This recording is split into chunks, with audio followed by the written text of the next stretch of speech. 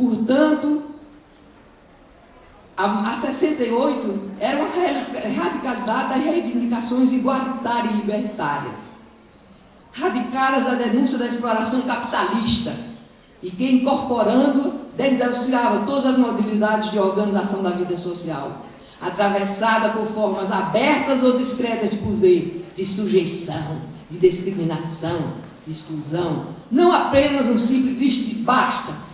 68 era uma revolução que não admitia limites.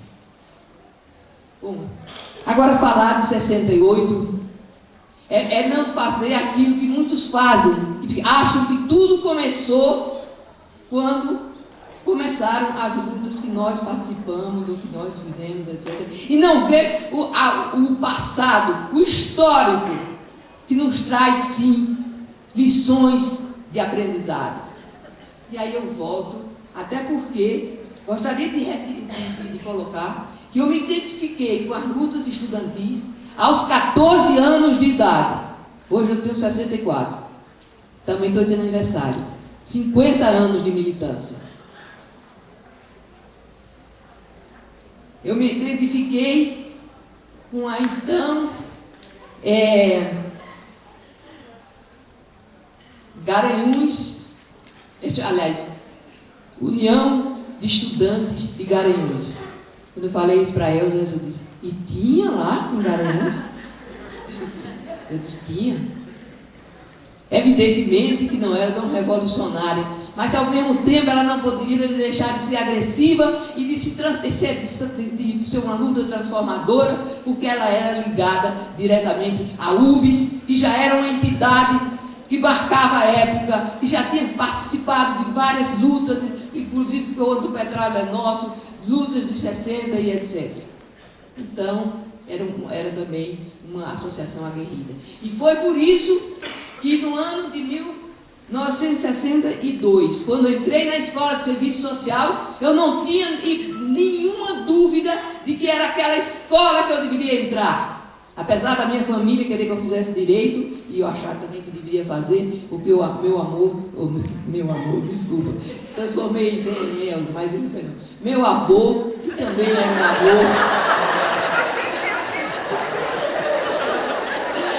então meu avô, que também era um amor, era advogado.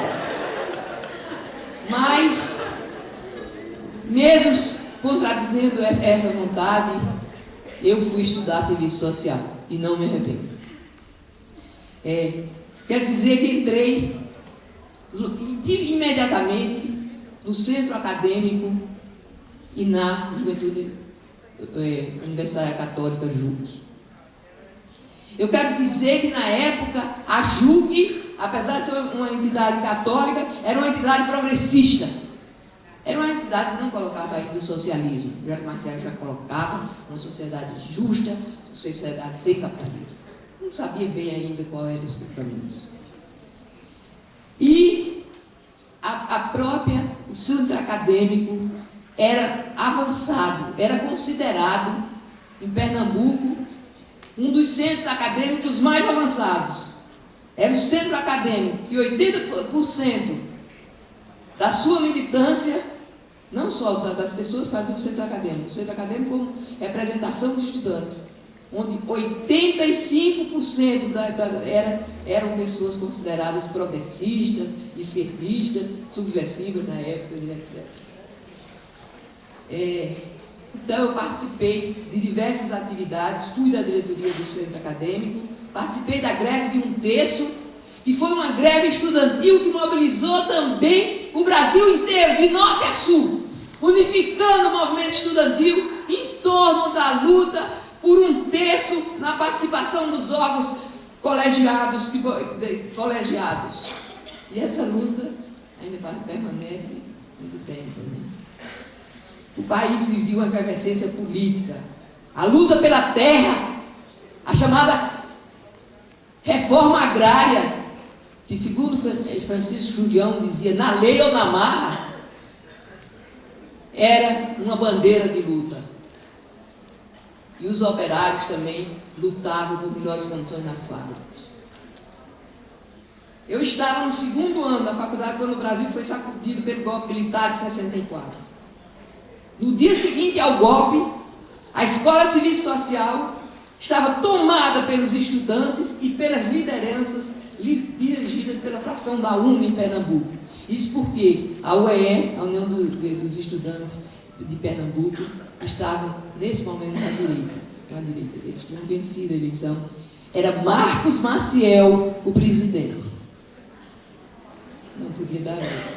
Ele entregou a chave, foi cumprimentado pelos militares.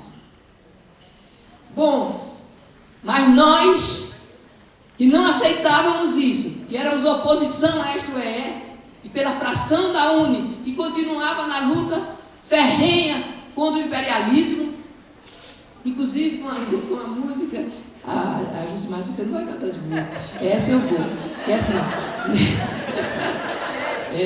neste bosque tem um posto que se chama Posto Écio Americano.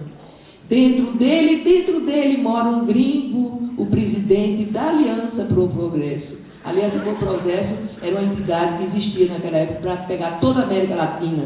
Porque dentro da Guerra Fria, do mundo dividido, nós estávamos do lado ocidental, do lado americano, do lado do imperialismo americano. O outro lado era o ocidental, dominado pela União Soviética, que infelizmente, num determinado momento, deixou de ser socialista, mesmo antes da derrubada do muro.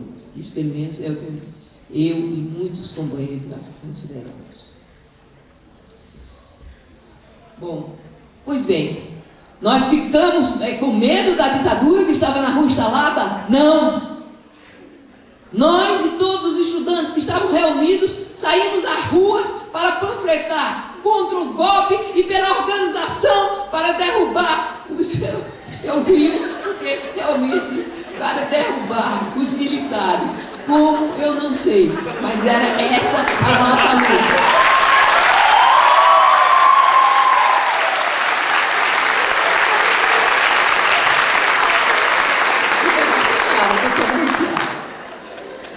Foi nesse dia que ficamos sabendo que o governador Arraes, grande liderança nacional, estava cercado pelas tropas militares.